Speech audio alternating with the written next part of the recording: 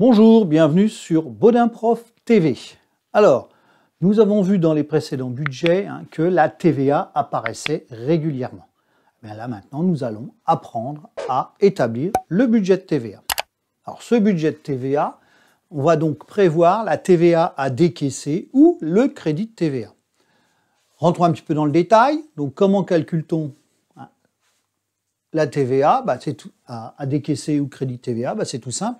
On prend la TVA collectée et on soustrait là où les TVA déductibles. Ce qui va nous donner soit une TVA à décaisser quand la TVA collectée est supérieure à la TVA déductible, ou alors une crédit de TVA quand la TVA déductible est supérieure à la TVA collectée. Alors voyons maintenant ce budget.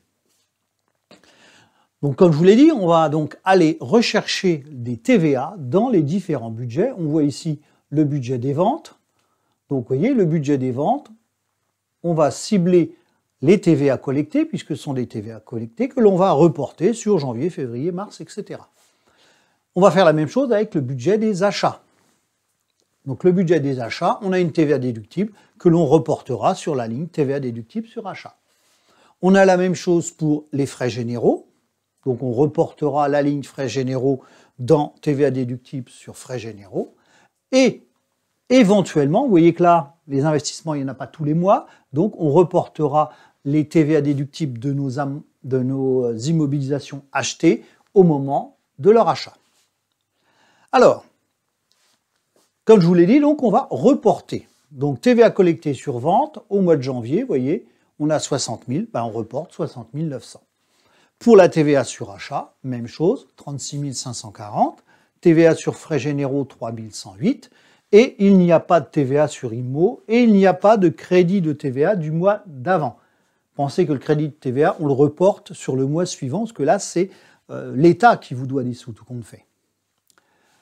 Si je fais le calcul, TVA collectée, moins toutes les TVA déductibles, donc 60 900, moins 36 540, moins 3 108, on a encore 21 252 de TVA à payer, donc à décaisser.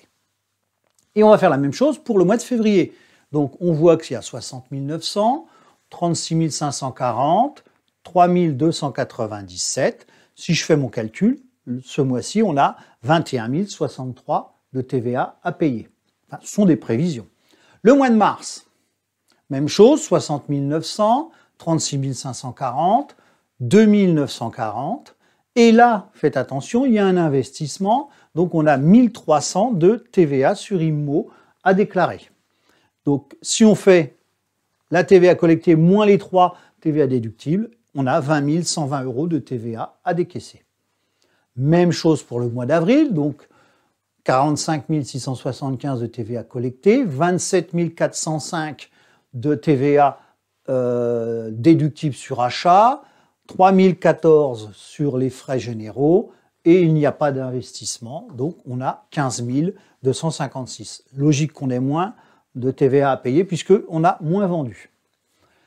Le mois de mai, donc on a nos 45 675, on a nos 27 405, on a 2904, et là, on a une TVA déductible sur l'achat du véhicule de 5 900 que l'on va indiquer.